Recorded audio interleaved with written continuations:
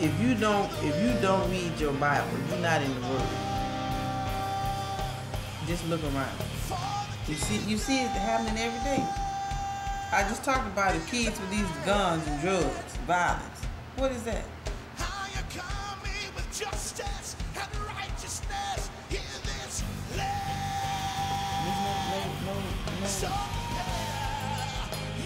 Where's the respect? Hell ain't got no limitation. Hell don't have no limitation. Satan taking any and everything that he can possibly swoop up.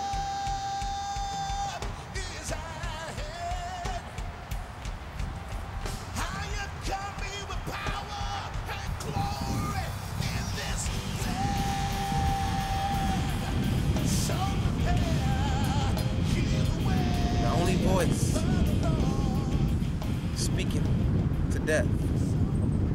The only voice here among all the dead. The only voice speaking to a dead generation. I come to speak life to a dead generation and get you out your dead works and show you the heart of the Father today. Today is your last day smoking. It's your last day drinking. It's your last day living like this. It's your last day you got to be the way you are. Your last day of going to sleep hating yourself. Tell yourself today is your last day. Living in the graveyard. Spirit of wisdom and revelation. Like I said, it's no fear.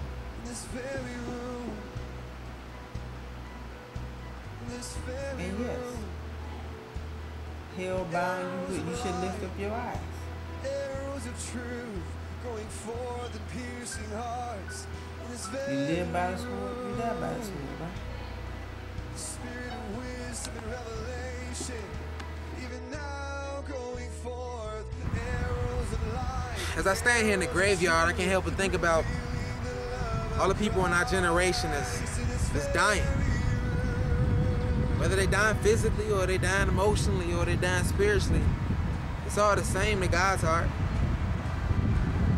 The Lord told me in prayer before I started this video that He wanted me to go out and go get His children and bring them back home to Him.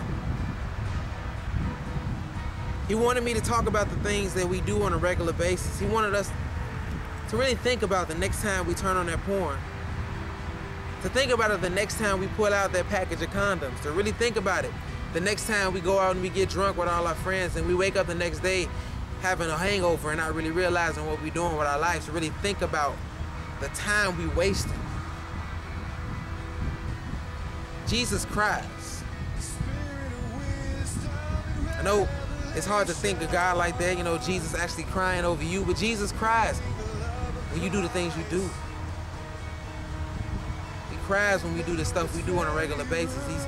He's sick and tired of church as usual, us going to church and not getting anything out of it. Sitting in the back of church text messaging. Anytime something's on about Him, we just turn away. He's angry with the pastors and the ministers that are not doing their job. Angry with the pastors that are stealing money from churches, and He's angry with the pastors that are molesting children. He's angry. So He cries when He can't get His heart across to a generation that seeks Him desperately, but they don't even know they're seeking Him. We don't even realize that we seeking Him when we get drunk. We seeking Him when we have sex. We seeking Him.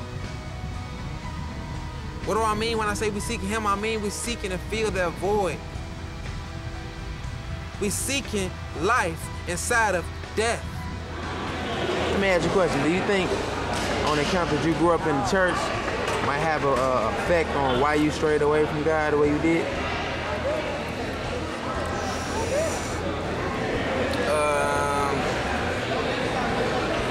That's a good question. You know, I really can't answer that off the top of the head.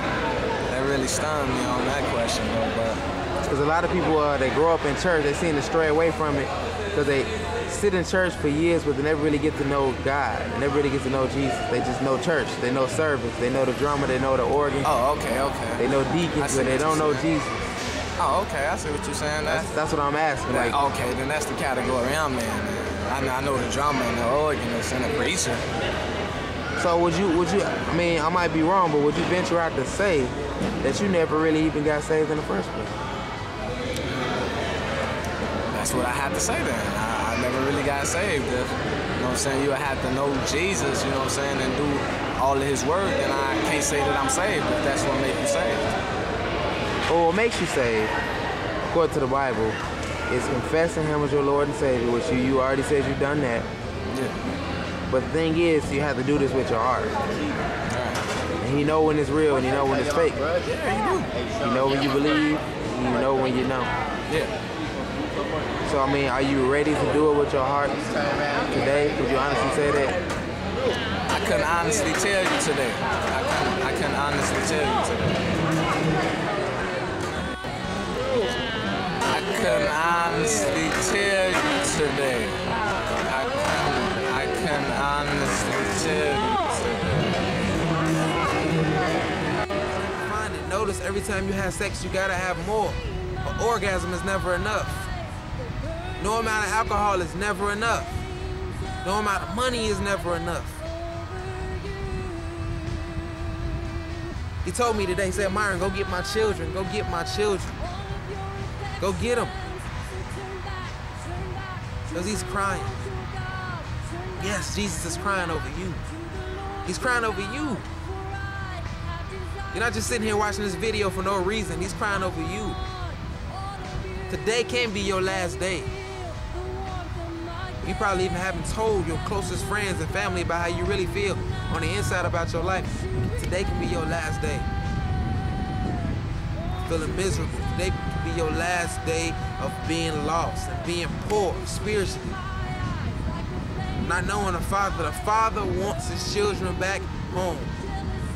But you gotta give him a chance. You gotta turn away. You gotta give up your social security. You gotta give up what looks to be cool. And for those of you that are already Christians and you in this generation and you say you know him, then show the world who he is.